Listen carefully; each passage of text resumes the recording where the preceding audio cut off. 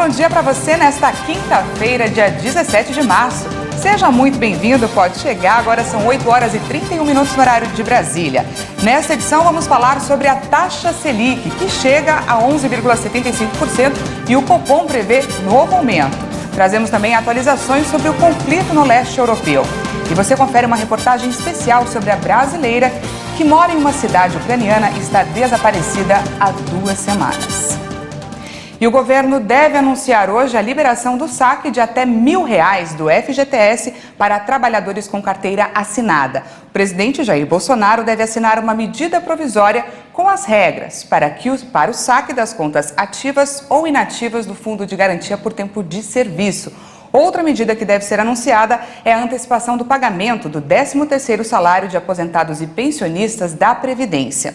Com isso, a primeira parcela deve ser paga em abril e a segunda em maio. A medida já foi adotada em 2020 e em 2021 para ajudar nos impactos econômicos da pandemia da Covid-19. E olha só, está ainda mais difícil para o brasileiro manter aquela tradição de tomar um cafezinho na rua. Isso porque o valor do produto subiu bastante e em alguns estabelecimentos a diferença do tradicional expresso com pão na chapa pode chegar até 100%. O consumidor já tem que pensar 2 vezes antes de parar na rua para tomar aquela xícara de café. Isso porque o preço do cafezinho também ficou mais alto no país e pode pesar muito mais no bolso. Uma pesquisa da Proteste, Associação de Consumidores, revela que consumir um café expresso com um pão na chapa fora de casa, em São Paulo ou no Rio de Janeiro, já custa entre R$8 e R$16, dependendo da região e do estabelecimento. Isso significa uma variação de até 100%.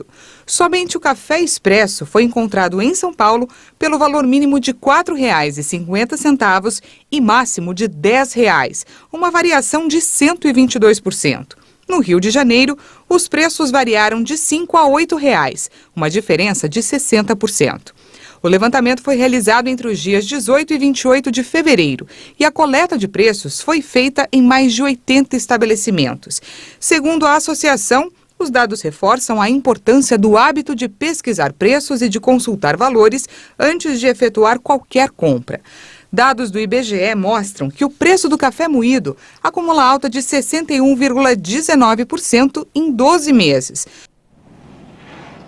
E o Banco Central do Brasil elevou a taxa básica de juros em 1 ponto percentual para 11,75%, o maior patamar em quase 5 anos, em uma tentativa de frear a inflação que já sofre com os reflexos da guerra na Ucrânia.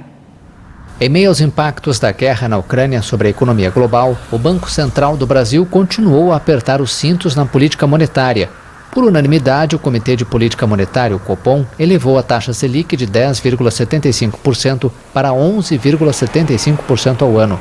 A decisão já era esperada pelos analistas de mercado.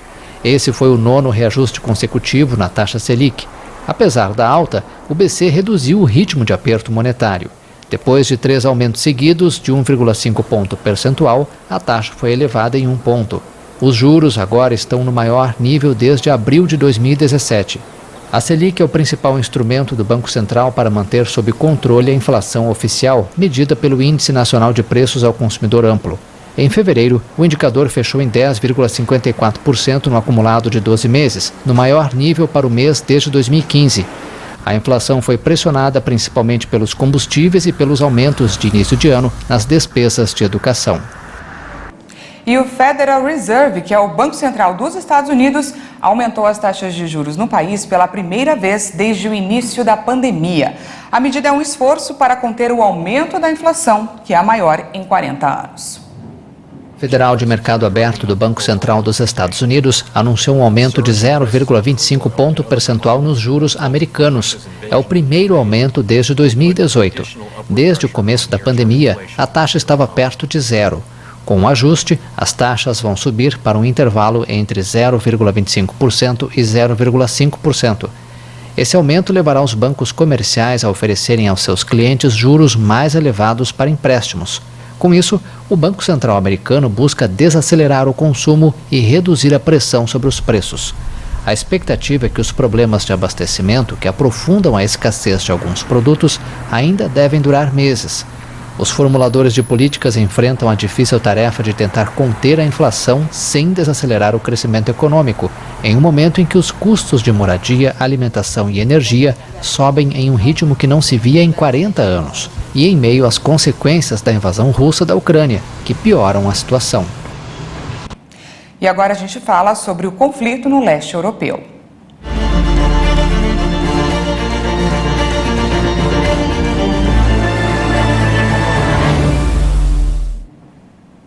Os Estados Unidos anunciaram a liberação de 800 milhões de dólares para ajudar a Ucrânia na guerra contra a Rússia.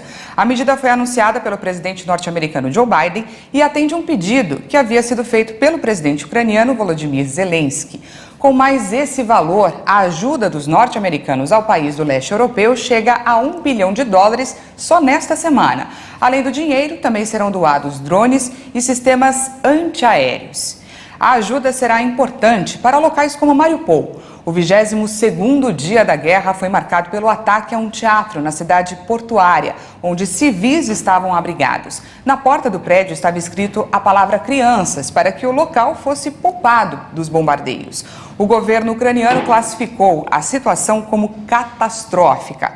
A Ucrânia espera retirar mais pessoas nesta quinta-feira por 9 corredores humanitários, um deles partindo justamente de Mariupol. Segundo a ONU, mais de 3 milhões de pessoas já deixaram o país desde o início do conflito. E nesta quinta-feira, o presidente da Ucrânia discursou ao parlamento alemão pedindo que o país derrube o novo muro que a Rússia ergue na Europa. Ele detalhou que não é um muro de Berlim, é um muro na Europa Central entre a liberdade e a escravidão, e este muro fica maior a cada bomba lançada sobre a Ucrânia. A mensagem de vídeo foi exibida na Câmara Baixa do parlamento alemão.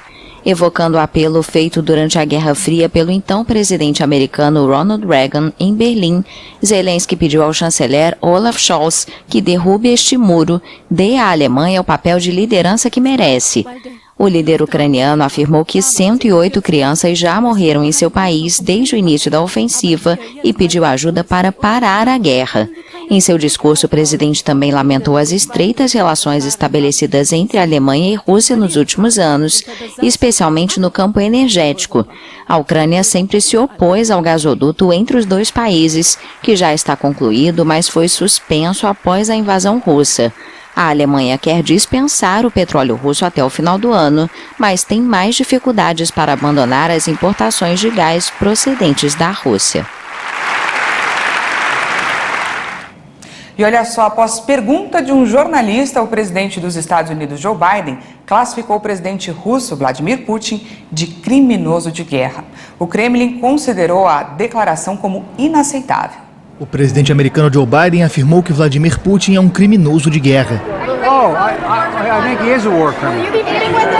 A fala do presidente dos Estados Unidos sobre o líder russo aconteceu depois de uma pergunta de um jornalista e foi considerada inaceitável e imperdoável pelo Kremlin. O porta-voz da presidência russa também afirmou que o Estado americano lançou bombas que mataram centenas de milhares de pessoas em todo o mundo. Putin determinou uma operação militar em grande escala na Ucrânia há 3 semanas, sob a justificativa de que a Rússia quer forçar o desarmamento dos militares ucranianos e derrubar o governo. As forças armadas da Ucrânia, apoiadas pelo fluxo de armas de países ocidentais, reagiram na maioria das vezes contendo o avanço russo. Você vai ver a seguir, mudança na classificação de pandemia para endemia deve ser decretada até o final do mês. E ainda, Itamaraty tenta localizar brasileira que mora em cidade ucraniana atingida por bombardeios. Nós voltamos já.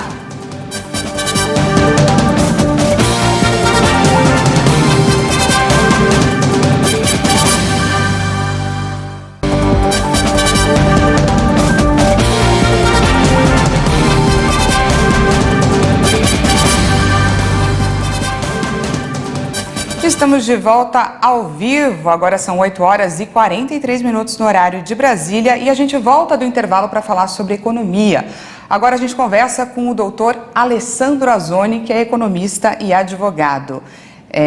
Senhor Alessandro, seja muito bem-vindo aqui ao Jornal Toda Hora. Muito obrigado por estar com vocês.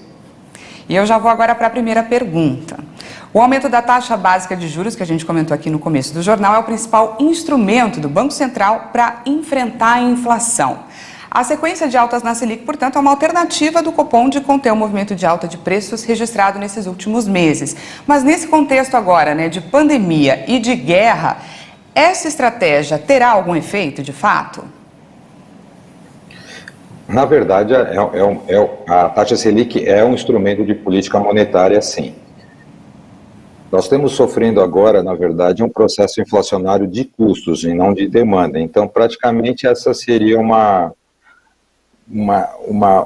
ferramenta que não seria oportuna nesse momento, mas é uma resposta justamente para a questão de guerra. Por quê?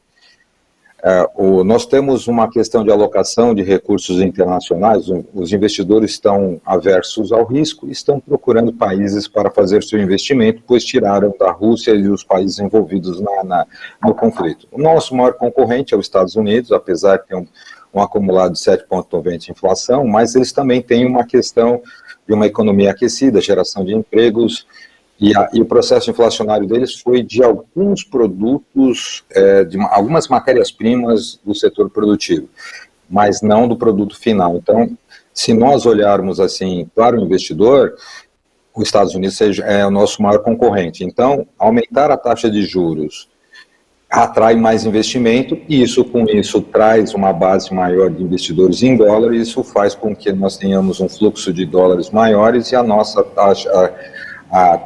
taxa cambial ela começa a ter uma queda abaixo dos 5. Então isso nos ajuda muito na questão de importação, de equilíbrio de preços. Então eu acho que nessa atitude do Banco Central, ela está fazendo um balizamento justamente nesse sentido, de se igualar às economias mundiais que procuram aumentar a taxa de juros e dar um equilíbrio maior para os investidores vir para o Brasil. Mas com relação a empréstimos, essa alternativa já não é tão boa, para o brasileiro. Não é. Ontem mesmo saiu um relatório da ONU, onde mais de 69% dos brasileiros estão endividados, e como a taxa básica de juros é a taxa que baliza os juros no Brasil, isso pode trazer manter essas pessoas cada vez mais endividadas. E as empresas também que estão endividadas, que pegaram empréstimos para passar o momento de crise, têm seu saldo corrigido pela Selic. Então esse é o momento de reavaliar as contas, não é? Eu vou agora para a segunda perguntinha. É o momento certo. Uma das principais consequências da guerra está sendo o aumento nos combustíveis. Porque muitos dizem que a defesa de congelar ou subsidiar o preço dos combustíveis não é uma alternativa. Eu gostaria que o senhor explicasse para a gente de uma maneira didática por que, ao contrário do que muitos imaginam, segurar o aumento da gasolina não seria bom. Primeiro porque nós estamos falando de uma empresa Petrobras que ela faz investimentos na área. Então nós somos o 9º maior exportador de petróleo do mundo. Então nós temos uma commodity que nós importamos e internalizamos. Esse preço do petróleo dentro do Brasil é dado para o reajuste da Petrobras a cada 3 meses. Então quer dizer que existe uma defasagem na questão do preço para esse ativo. Lembrando que a Petrobras faz perfuração, tem plataforma, tem refinarias, ela precisa estar competitiva, então esse preço deveria ser ajustado. Uma maneira de o governo não intervir com capital do orçamento público é justamente o capital aberto, ou seja, as ações valorizando e cada vez que elas se valorizam, você traz mais investimento. Qualquer intervenção que você faça de preço, você mexe no ponto de equilíbrio dos retornos para os investidores e ela não se torna atrativa. Aí ela começa a ficar descapitalizada, o governo teria que fazer a parte dela. Então, intervenção de preço nesse momento não seria oportuno. Agora, as medidas que estão sendo aprovadas, como uma alíquota única de ICM, é uma oportunidade muito boa, porque nós temos de 25% a 34% de ICM, pesa muito, e também a questão do fundo, que aí você não vai estar fazendo um subsídio e nem uma intervenção direta. Você cria um fundo onde você tiver volatilidade, ou por pandemia, ou por crise, ou por um motivo de queda de oferta, e você usa esses recursos para fazer esse suporte para que esse aumento não venha. E você não interfere diretamente na base da Petrobras. E uma última pergunta é com relação ao Federal Reserve, que ontem, aumentou também a sua taxa de juros. E eu gostaria que o senhor explicasse o que essas definições da maior potência mundial interfere aqui no Brasil, de que forma? Interfere diretamente no investidor que procura uma aversão ao risco. A economia americana é uma das maiores economias do mundo. Esse aumento da taxa de juros americana dá uma segurança maior para o investidor, porque ele vai estar fazendo investimento numa economia que está com uma situação econômica melhor que os outros países do mundo. Como eu falei, ela estava com acumulado de uma inflação de 7,9%, mas ela está com geração de empregos, ela está com demanda interna, ela está com crescimento econômico, então a chance dela de se desenvolver é muito maior do que propriamente o Brasil e os demais países do globo. Então, esse aumento da taxa de juros faz com que esses investidores optem pelos Estados Unidos e deixem de investir em países como nós. Então, ela se torna, aumento da taxa faz com que os Estados Unidos fique como a primeira opção desses investidores. E isso pode ter essa migração para lá. Esse é o economista Alessandro Azzoni, que conversou um pouquinho com a gente, fez um pouquinho a gente entender sobre economia. Muito obrigado pela sua participação. Eu que agradeço, um bom dia a todos. Até mais. E o presidente Jair Bolsonaro afirmou nesta quarta-feira que o ministro da Saúde, Marcelo Queiroga, deverá decretar até o final do mês a mudança de status da Covid de pandemia para endemia. Está uma emissora local do estado do Rio Grande do Norte. O presidente informou que o ministro da Saúde, Marcelo Queiroga, pode editar uma resolução de rebaixamento de status. O ministro tem conversado na Câmara de Deputados, parlamentares e também o Supremo para decidir a mudança. Além de impactos administrativos, sair de uma pandemia para a endemia pode, por exemplo, fazer com que o uso de máscaras não seja mais obrigatório. Neste caso, cabe aos estados e municípios a decisão de suspender ou não. E o Brasil registrou mais de 1 milhão de casos de Covid em menos de um mês. Vamos conferir os números da pandemia aqui no país. Foram confirmadas mais 349 novas mortes por Covid-19 no Brasil. O total de óbitos pela doença desde o início da pandemia já chegou em 655.940. Também foram registrados 45.882 novos casos de Covid-19 no mesmo período. Ao todo, já são 29.478.000 diagnósticos confirmados. A média móvel de mortes chega a 355 vítimas diárias. Em relação a 2 semanas, a curva ainda apresenta tendência de queda, com uma variação de menos 32%. A média de casos na última semana foi de 40.682 registros por dia. Os dados também mostraram uma tendência de baixa, com uma queda de 36% em relação a 2 semanas.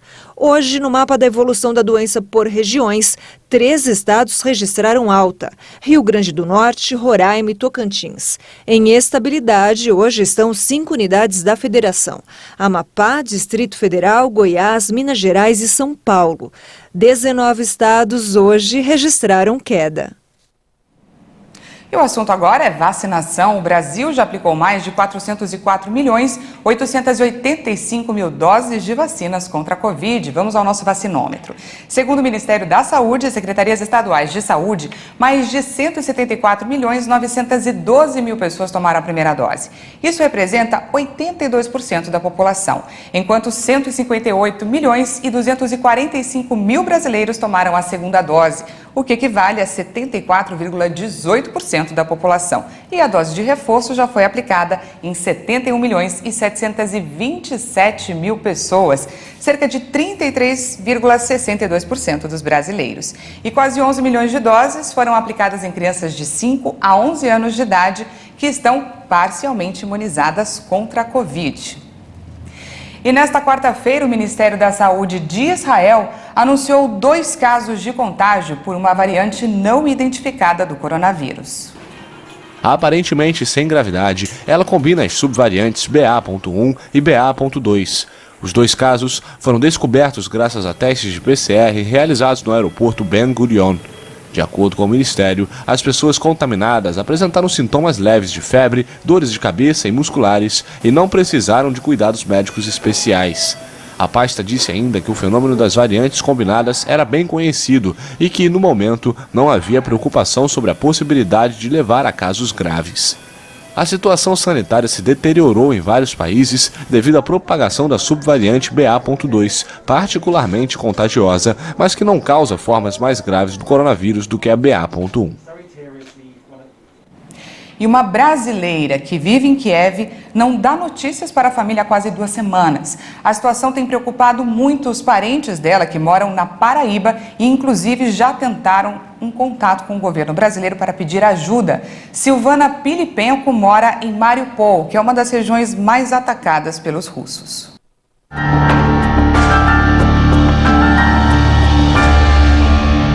Esse vídeo, gravado no último dia 3 de março, foi o último contato feito pela brasileira Silvana Pilipenko com o Brasil. Na gravação, ela afirma não ter condições de deixar a Ucrânia, já que reside em Mariupol. A cidade fica próxima à fronteira com a Rússia e foi uma das mais atacadas pelos bombardeios. Como que está a situação aqui no momento?